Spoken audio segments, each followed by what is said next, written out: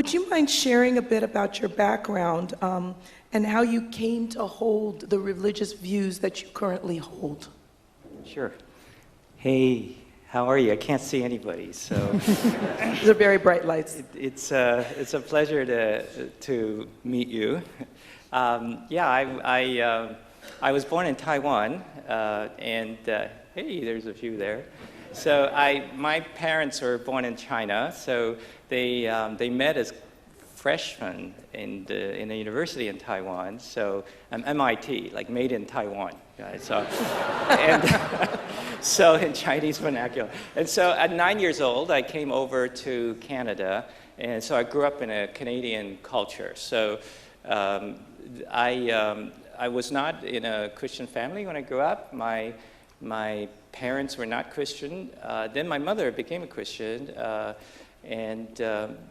so my father, though, was an incredibly articulate, thoughtful man who was an atheist. And so I grew up confused. And by the time I got to college, I was pretty thoroughly agnostic, by which I mean, like, I wasn't sure whether God existed, but it didn't seem to matter very much to me. So I sort of came to some sort of truce with God, basically.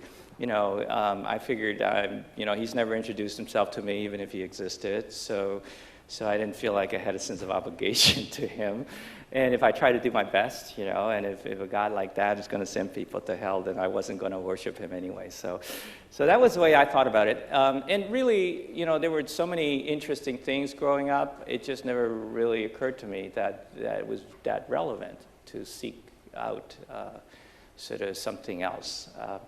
But then, I went to undergrad at University of Waterloo. In my third or fourth year, several things impacted me. One was that my father got cancer, and then he was paralyzed. And the other was I had a few failed romances, is the nicest way to put it. So botched up relationships, right? And sometimes I think it's maybe the other person's fault. Sometimes, actually, the worst part is when I feel like I had a role in it. But through that process, I discovered that I'm actually not in control of some of the most important things in my life. Like, for example, my own emotions, my anger, my lust, my feelings. And I started to wonder, I started to search for God. I started to wonder what life is about.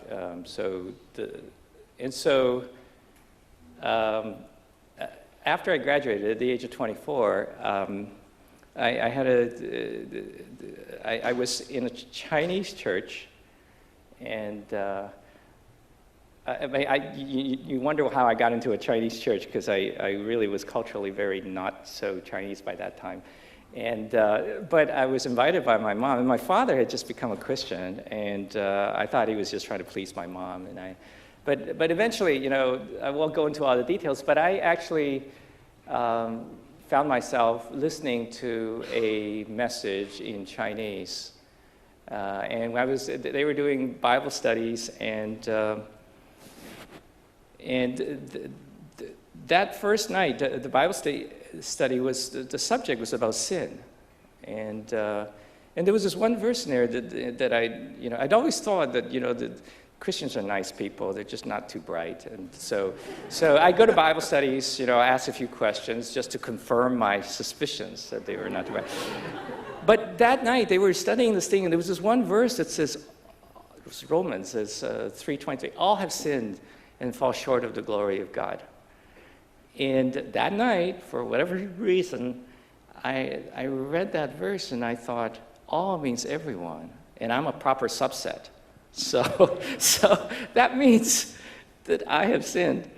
And for some reason, that notion did not seem totally ridiculous, like a lot of other things that I heard. So I started asking serious questions, and over the process of several days, I found that I was at a point where I really, I was invited to whether I would be willing to open myself to God. I never thought it was possible to have dialogues with the divine or anything like that. But when I was invited, that moment I started to realize that that was the thing I most wanted. And That was a big turning point in my life, and actually it shaped basically everything that followed. It was a very, for me it was emotional, it was volitional, it was eye-opening. It was literally, I started to see things differently. So I started to realize that, the Bible that I couldn't stand, I couldn't read 2 sentences without going, this is ridiculous. I couldn't put it down. It was as if it was an encrypted code that actually somebody decrypted for me, and I couldn't put it down. And I started to realize things were changing, and I started to discover that so many ways that I looked at life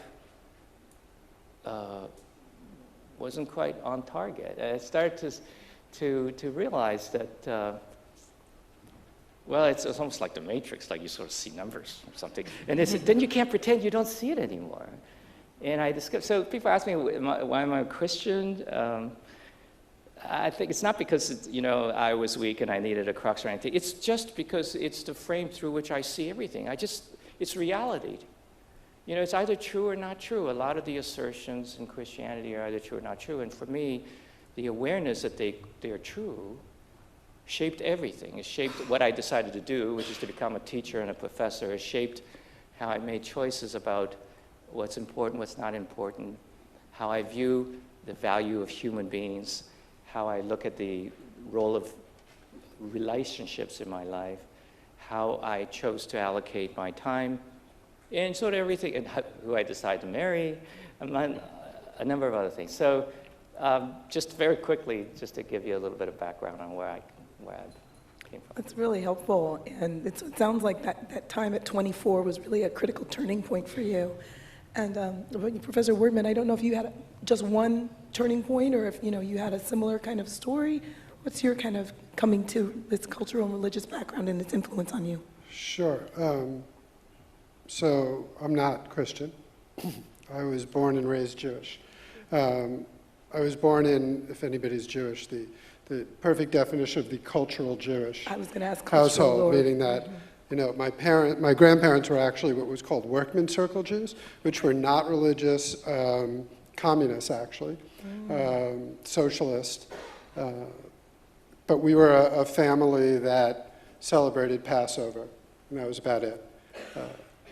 I was the third of 3 boys, and my mother decided that she wanted to go back to work. And the only school that would keep me for lunch was a yeshiva, which was a religious school.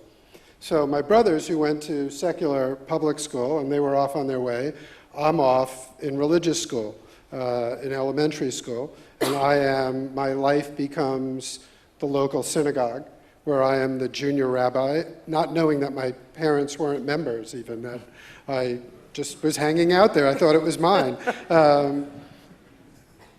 And sort of grew up that way, where Judaism was, it's almost different. Judaism is my very basic identity. Who I am. If you ask me who I am, I think my first answer would be, I'm a Jew. My second answer would be, I'm a father, I'm a husband, and then I'm a teacher, or a professional.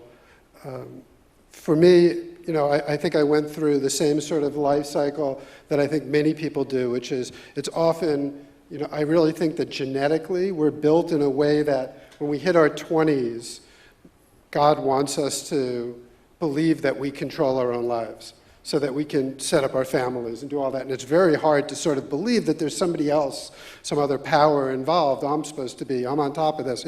Finals are coming up. Finals are coming up. It's my problem. I got to get a job. It's my problem. Later, started working. In my mid-30s, my middle brother, who was my closest friend in the world, passed away in my arms. And I really had a hard time with God at that point. And I read a book, I read a book by Harold Kushner, and Harold Kushner wrote this book called When Bad Things Happen to Good People. And it's not, very interesting, it's not if bad things happen to good people, it's when bad things, because bad things happen to good people. And he had this great theory that bothers very religious Jews, but I love, which is this notion of we all want God to be three things. We want God to be omnipotent, all-knowing. We want God to be all good and all-powerful. Yet, if bad things happen to good people, God can really be only two of those three. And the conclusion that Kushner comes to is that God is all good, God is all-knowing, but God is not all-powerful. Meaning that God is not going to determine what I do tomorrow morning. And that if I really want to fulfill that God is all-powerful for me, the question was, what was I going to do in my life?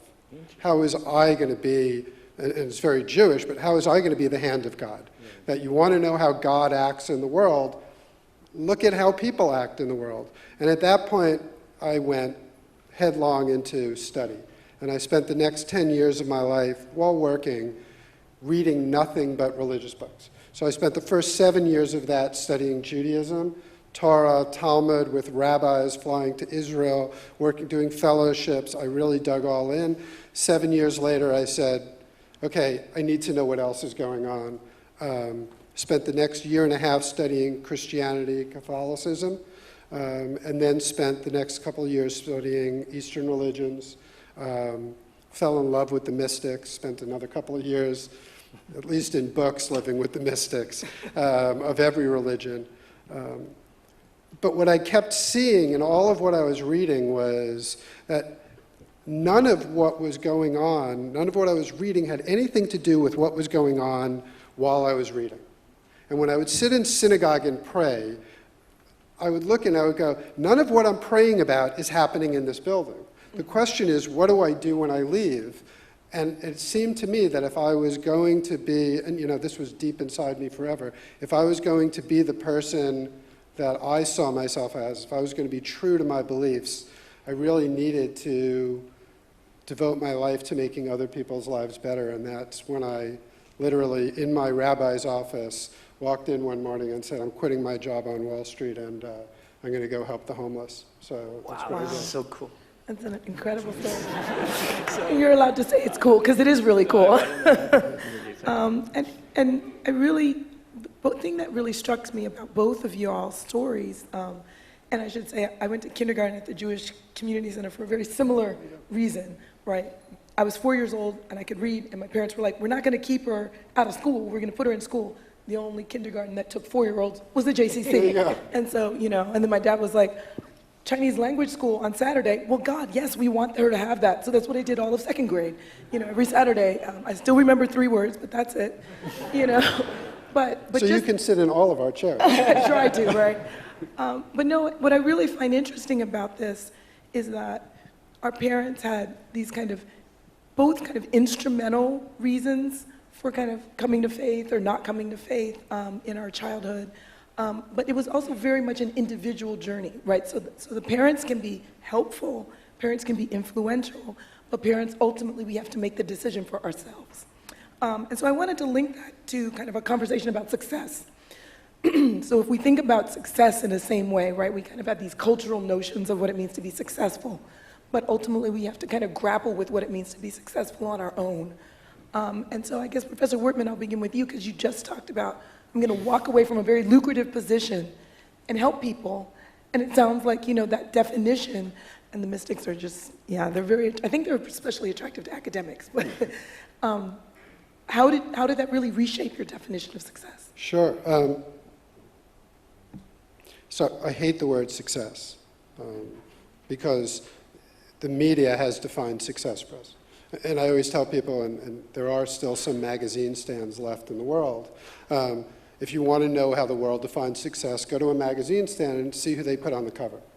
And what it is people who are freakishly pretty, freakishly tall, athletic, or made a lot of money. And then becomes this definition in hero worship. I have a lot of problems with that because I really believe that it takes enormous courage, and it's a message I send at this time of year to every graduate, undergrad especially, is to have the courage to define success for yourself. So here is my thing, and I've said this many times, and I bore myself with it. But the truth is that I looked at myself from a very young age and said, okay, look, I was born white, male, in America. Right there, I have an advantage over 95% of the world, if not more. I mean, just those three things. I was born with parents who cared about education and made it a priority in my life. My dad worked 3 jobs so we could go to these schools. My brothers and I had different schools, but we could go. I was born with a high IQ. I was born with the ability to BS.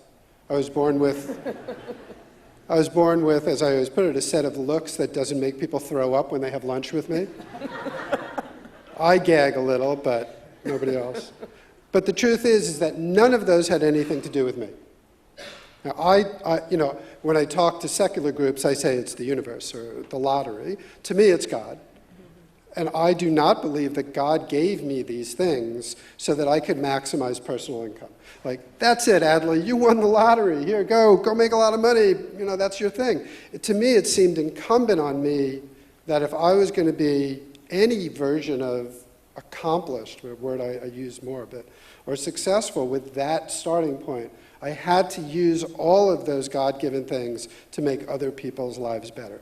I just couldn't live with myself with the idea of this is all here just for me so I can have more and more and more. And to me, the reason I know I'm accomplished, or if I could ever call myself successful, it's because of the impact I've had on others. It has nothing to do with my bank account or my car or my house. I mean, I look at my kids and see that by the way, I have a daughter who's graduating from USC in 5 weeks with some of you, and I have a daughter who's at Cal, and I have a son who just got into Thornton last week. Great. So Congrats fight to on. I him. have 2 Trojans in my family. But it seems to me that you really have to make these decisions as to what success means to you. And this school, the school you teach at, they do a really good job at defining success for you. It's that corporate job. It's high pay. It's McKinsey and Morgan Stanley. That's success. And the answer is that's other people's success. Your success has to come from your own heart. We're taught, and we try to figure it all out in our heads, but the real truth is that success is not a head conversation. Success is a heart conversation, and you have to get quiet to figure that one out. Yeah, Professor Lee, I wanted to ask a slightly different version of the question to you, because again, Stanford also has a really excellent reputation in Silicon Valley in general for entrepreneurship. So, it's absolutely McKinsey, it's absolutely all these other things, but it's also somehow you can do it on your own, right? And at the same time, we know that most of these, successful startups are not on their own, right? There are small pairs and groups of folks who kind of come together. And so I'm wondering about this idea of success being also cultural in the sense of place, right? So this Silicon Valley model kind of surrounds the Stanford School of Business. And so how much of the conversation is around our country is having this thing that says higher education means, to be successful means you have to come out with a job, or you have to come up with a successful business idea in some way, shape, or form. So it's cultural in that way, as opposed to cultural meaning, racial or ethnic or religious. So, I was going And of course, you can answer it the other way too. I was going to ask Professor Wertman another question about his faith after he made that decision to go from all. But let me go back to this topic here about success. So, I think that external, your environment does help. It does shape to the extent to which you think something is successful or not successful, the way you think about what success looks like. But let's just go back more basically and just ask yourself, what is success, right? Is success a good thing? Like, how many of you don't want to be successful? Just raise your hand and let me know so I can see. Right? We all want to be successful, but what about being a successful liar, a successful cheat, a successful terrorist, right? Like, success is just, by definition, the attainment of a goal. This is why I think Professor Wertman said, success is a heart thing, because it has to do with your goal. Success is the attainment of a goal. The question is how worthwhile your goal is. So the success of a knife is to cut because it was designed to cut. The success of a racehorse is to run because it was bred to run. The success of USC's football coach, there's this team that you'd like to beat. Yeah, well, there's a few. But we have one in our town, too, that we like that. So, and then go to the Rose Bowl, right? That's success, right? So win the Rose Bowl. But what about a human being? What does it mean to be a successful human being? Or, the Bible actually definitely does not use the word success. It uses more like a word like faithful, right? That's because, at least in my worldview, there is a God. And if this God created you, then it's best to ask him what you were designed for, right? And actually looking for that and then investing heavily in it is actually what we call faithful, right? So, but to do this, you need to have some framework, some cogent commitment to a metaphysical view of reality. The type of questions that the night security guard asks you when he finds you, like, who are you? What are you doing here? And where are you going? Right? The questions that you have asked when you're growing up, but you may not think there's an answer to, but you spend the rest of your life looking for and wrestling with. So when you get to those issues, I think it's so incredibly important that we have these conversations on campus because it forces you to think, what is my worldview?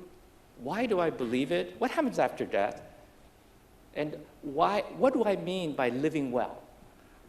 Those things are exactly heart issues because they are not the how-tos. And what I'm really worried about is in so many campuses now, we are so siloed by our technical knowledge that we're not actually spending a lot of time having a conversation about wisdom, which is how you apply that knowledge to live well. And so even though I think your question was about how much of your sense of success is coming from around you, I would also feel that so much of it is coming from what you've spent enough time wrestling with this issue of what it means to do something meaningful, right? And that's one reason why we're here, to be able to have these conversations and to ask why you believe what you believe, and how does that affect how you live? I Sorry. think that's true. But I'm just thinking, so my mom is in this crisis of faith because my dad passed away, so very similar to you losing your brother. She's like, I'm good, right? Yeah, I was raised Catholic, yeah, I have that, but I'm done with God. I've had it up to here, right, with the God thing. right. And so, Because I of also the wonder, tragedy. right? I think it's true about the tragedy, but I think even before that, she was a skeptic. And so if I'm the skeptical person, right? Or if I'm the Keck School of Medicine person, I'm like, okay, it's a hard decision. Yeah, I get that. That's like a cardiac vascular thing, right? Like I can get that. I can wrap my mind around that. And so I guess I want to provocatively ask both of you, must it be a spiritual or religious kind of heart conversation? Or can it just be a heart conversation that is without this idea of spirituality or, religion, kind of qua-religion? So what's an example of a heart conversation in which you do not invoke something beyond? Something beyond. So thinking through, for example, if we think about someplace like USC, and I'm sure Stanford has the same thing, we have a tremendous amount of service learning opportunities, right? We tutor plenty of kids, we do all kinds of incredible stuff in the schools here. And I could see someone having that experience and it really just transforming, right? Like more than just I'm gonna go do Teach for America. Like, no, this has literally transformed my life and I wanna do something different with it because I had this experience with this one 8th grader or this one 3rd grader or this set of 3rd graders. And so I think that experience would lead to a heart conversation, but I don't know that they would necessarily attribute that to God placed those people in my life, or you know what I'm saying? Right. So what would you say to that more skeptical, kind of person? Yeah, so we took different journeys, but I admire what you did going to do the work that you've done with the homeless. And that's why I was very curious about what you thought the impact was of that on your spirituality, on your life. Do you feel any different, or do you feel that, how do you feel about that? Never mind what you've done for other people. How do you feel about it? So as an adult going back to synagogue after having spent a lot of years out of synagogue when I was on the road for 18 years as a banker, or 15 years, when I went back to synagogue, I had this problem. I walked in to say the first prayer, and the first prayer said, "Oh God, please." And right in my mind went to this childhood vision of God as this old white man sitting with a beard in a chair, and I was like, come on, that's bullshit. So that's not going to work for me. And what I did for the next couple of years is I went to synagogue every Friday, every Saturday, and I replaced the word God with the universe. Interesting. And I just came in and I said, thank you, universe, for me getting up this morning. And please, universe, provide this. And then after a couple of years of that, I swapped the word back to God. Why is because that? Because to me it's interchange. It doesn't matter whether, to me it doesn't matter, and this is sort of a Jewish versus Christian belief versus behavior, 3 Bs kind of thing, belonging, belief, and behavior. It doesn't really matter to me. It matters to me that I believe I'm connected to something bigger, that I believe that there is something beyond me. So whether I want to call that a quantum physics universe, or whether I want to call that Jesus, or whether I want to call it Buddha, or, it doesn't really, because we all have these different names for God. I don't think it really matters. I think the real question to me was, what did I feel? I felt and still feel in my work that I do here at USC, training students to do work in the world, in society, to solve societal problems, that I am connected to the universe. I used to say that my old job on Wall Street, I got paid a lot of money to knock down doors. That I would walk into buildings, and you get it, they would say to you, Adlai, there's a deal on the other side of that door, and I would just smash the door down. And then I got to Skid Row, and doors started opening. It was like Star Trek, or it was Star Trek or the supermarket. For me, it's Star Trek. For you, it's the supermarket, where I just walk and doors fly open, and that's the way my life has been. Is that sort of there's a guiding path towards what I do, and the truth is if I walk up to a door that's locked, I sort of know it's the wrong door, and just step around it. So to me, being in the flow, being in that connection, to me it's God, but it doesn't need to be in somebody else, that word. So this is great. So I if I were to interpret what you and sort of reflect on what I have done, I also feel like the idea is to get to know God and to do what He tells me to do, essentially. But the funny thing is, instead of depersonalizing, my journey was actually more towards a much more specific, much more personalized relationship with God. Previously, when I prayed, when I cared to pray, I was praying to something. After a while, after I became a Christian, I was much more focused on, so I guess it doesn't really matter what I call Him unless He has a preference what I call Him, right? So then it depends on revelation. In other words, if He never shows me what He cares or not, and then He doesn't care. But if I felt that He did show me, then I sort of have to reflect on that and maybe respond to that. And in my case, the thing that really sort of shook me to the root is this sudden awareness that, what the Bible told us about sort of the breach, between God and man is critical to sort of finding meaning in this entire journey, to me. It also put into context why God is willing to come and die as a atonement for something that was so deep. And what I saw was actually things in me that I wish I actually previously didn't want to see, to be honest, because I don't really want to have a good close look at the mirror, because what if I can't live with what I see? But it is actually in the liberating sense of forgiveness that I came to realize that I dared to look. And somehow in that whole process, I retrieved both a sense of my dignity as well as a sense of my depravity. And it was all right because the relationship was reconciled. So this is sort of my explaining of how I felt. What did I do? Well, I was very happy. When I became a Christian, I previously couldn't understand the Bible. Then I started reading it, and I couldn't put it down. And then I felt guilty that I was using my time as a young accountant in a public accounting firm reading the Bible. So I screwed up the courage and went to resign because I felt like I should go to seminary. And this is where things get really wacky, because I go to my boss, who was the head of national auditing in a largest accounting firm in Canada, and I was a national researcher. I was just like a new CA. I finally didn't even know how to explain it. I just said, I had this experience in August, and I know I promised to be here for 3 years, but I really feel like I'm going to go study in seminary, and I don't know what else is next, but I thought I'd better tell you first so you can make arrangements.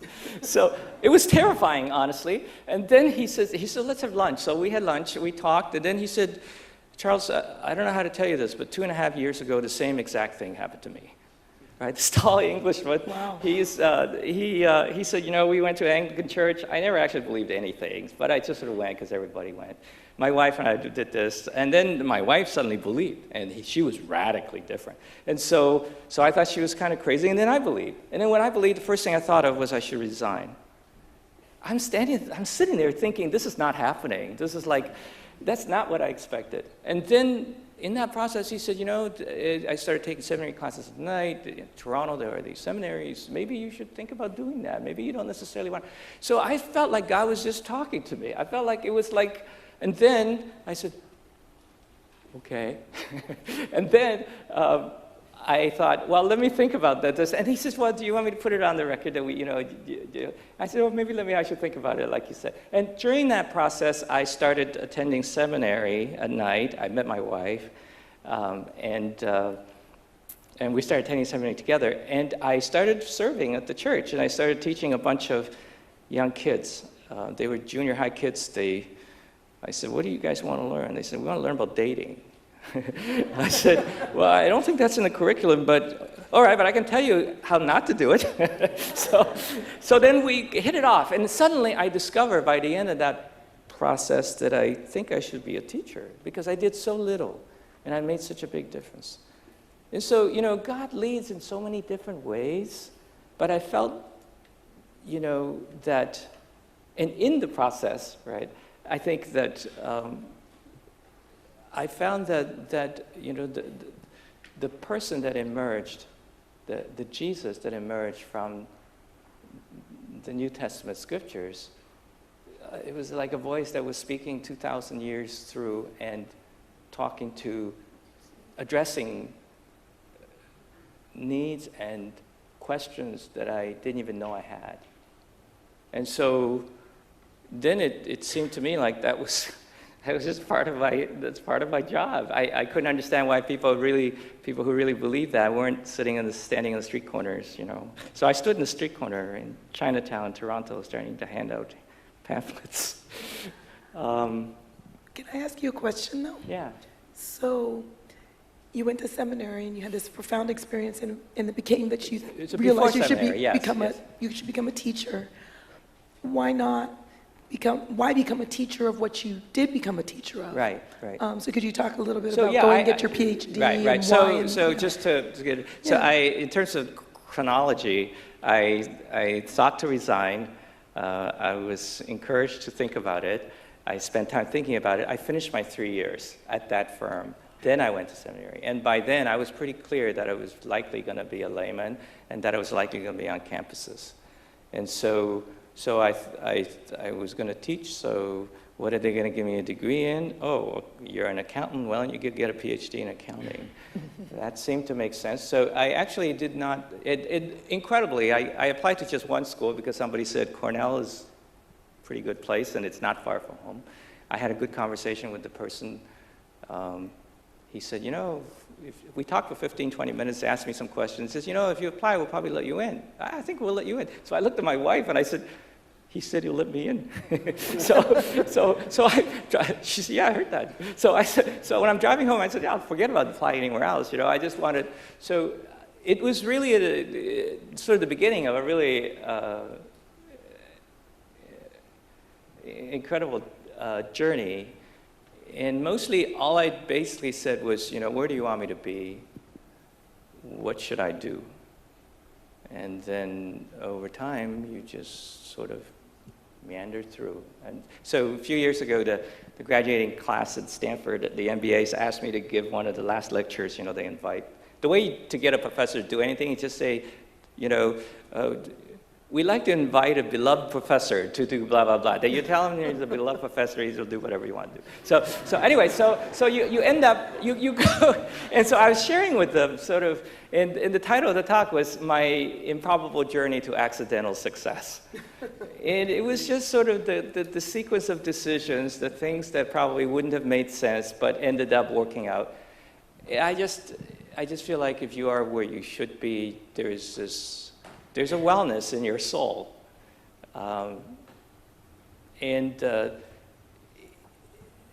What is interesting is the unease that is not there when you're not where you should be. Mm-hmm. To me, that hunger says a lot about where home is and what God expects from us, whether you are a Christian or not. I think you raise a really good point about that kind of feeling you can get in the pit of your stomach, right? So if the conversation about what's the meaning is, and what success is really a heart conversation, sometimes you get that feeling in the pit of your stomach about, this is not the right thing. Yeah, and there are so many people. It's funny because Professor Wertman looked at his job as sort of knocking down doors. I actually enjoy my job. I enjoyed being a professor, enjoyed being a teacher, and I enjoyed my time in industry. And I enjoyed even more coming back. So it's a funny thing, right? So God sort of leads you in places, and it's pretty unlikely if you're at sort of place where you should be that, like if you're Steph Curry, you're probably not going to be spending your time teaching accounting. I mean, you just have better fish to fry, right? So I mean, different people are called to do different things. Is the way I think. Yeah, and I think the other thing that's really interesting about both of the things both of you just talked about, this idea of doors opening, right? And kind of the difficult thing about life is that, it makes so much sense going backwards, looking back on what happened, but it has to be lived forward, right? So you don't necessarily know that those doors are going to open. And I wanted to talk about the flip side of success, which is failure. So far we've had this lovely conversation about how we were very high-powered and very successful in all the things that we did in life. And I wanted to kind of talk about a time where you faced a great personal or professional failure, and kind of how you got through that. And that kind of retrospective thing, did you know it in the pit of your stomach as you were doing it? Or is it only kind of, you were surprised that the failure happened? So could you talk, Professor Wertman, why don't you start off, by kind of just talking about that failure and how you handled it, especially if there are students in the audience who might have gone through something similar. Professionally, my failure was 18 years on Wall Street. That was a professional failure. It was a waste of 18 years of my life. My brother got sick, and my oldest brother was a jazz musician. My middle brother was a dentist. My middle brother got sick, and I was called to the hospital when he got sick. And everybody looked at me and said, so go, you fix things, Adlai, go fix this. And 23 days later, after airlifting him around the country and all of that, he died. And I took that as a personal failure. 2 years ago, my oldest brother got cancer and didn't call me until it was late. And I flew out. He was already stage 4. I literally kidnapped him, took him to Dana-Farber and lived with him for 3 months when he went through treatments, and he passed away. I think, even though I don't think I could have done anything differently, I will always consider those to be failures of mine. And that, I think those are the ones that keep me humble and keep me waking up every day saying, I'm not in control here. And the only thing I can control is what I do today, what kind of person I am with other people, what I am when somebody comes into my office. I have this theory about, so I'll go back to Hebrew real quick. There is, I'm sort of off track here, but in Hebrew, the word in the Bible, melech and malach, same root, is one means angel and the other one means messenger. Means what? Messenger. And there's a theory that I read years ago by some mystic that anybody who comes into your life who has something to teach you is an angel. And since I've read that, I treat every single person I meet, whoever student, any person who walks into my life, and I'm one of these people, I have 30 to 40 meetings a week, just without a doubt, week after week, meeting people. And I really am the most curious person in the world because I wonder what message they have for me. And because, I worked on Skid Row for 8 years, and I had people die in my office. People I got to know very well were dying all around me. Lives were being just the worst. And I just kept believing everybody's an angel. It's all a message, and whatever the next person who walks through my door has to tell me is not necessarily going to change my life. It's going to change another person's life. So I think I look at failures, all of it, as messages from God, and the question is, it's stored away somewhere to be used, somewhere to make a difference, to make somebody else's life better. I like that idea of, there's a message in it, because I think one of the things we can think about failure is, of course, learning from failure, right? Learning from learning the lesson that's contained within it. But I also know, Professor Lee, when Christians talk about failure, if you will, in a Christian perspective, sometimes failure is not so much failure as it is, we're being disciplined, or, there's always that thing that coaches like to tell you, look behind you, that's the line, you just crossed it, And so I know a lot of Christians sometimes talk about discipline, right? So God will discipline us and kind of say, no, there's a boundary here for a reason. And, this is how, so you might be publicly perceiving it as failure, or secularly perceiving it as failure is probably the better way to put it. But that there is a kind of specific kind of Christian approach to understanding failure as having some broader meaning as well. Yeah, so again, the Professor Wallace's narrative it resonates with me because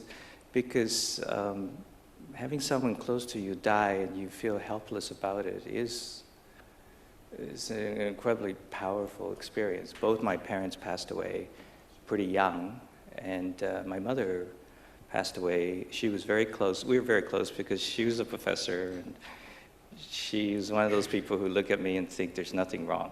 I mean, one of those people, the only person actually, but almost. We all need at least one of those. Yeah, right.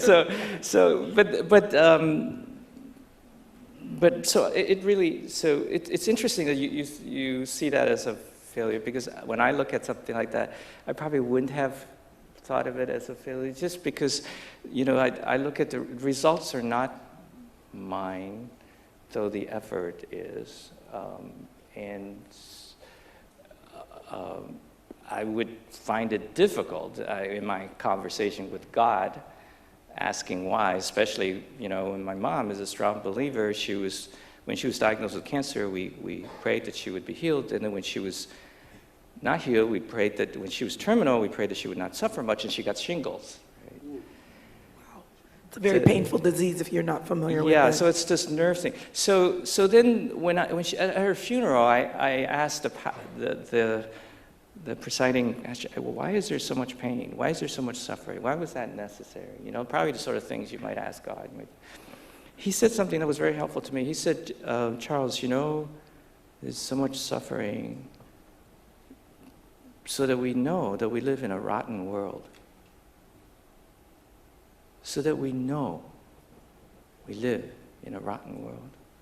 I thought to myself, yeah. When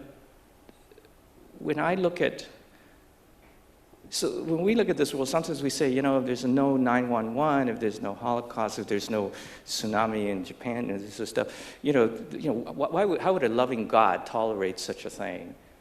But, what about the little stuff? The stuff we call little.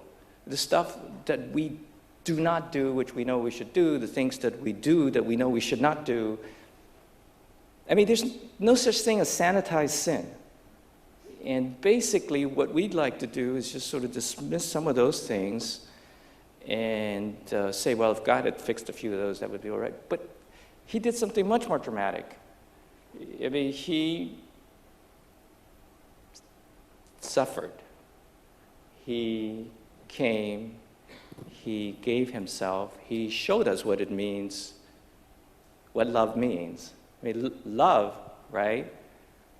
What is love, right? Love is relational, so you have to have two beings. And love is sacrificial.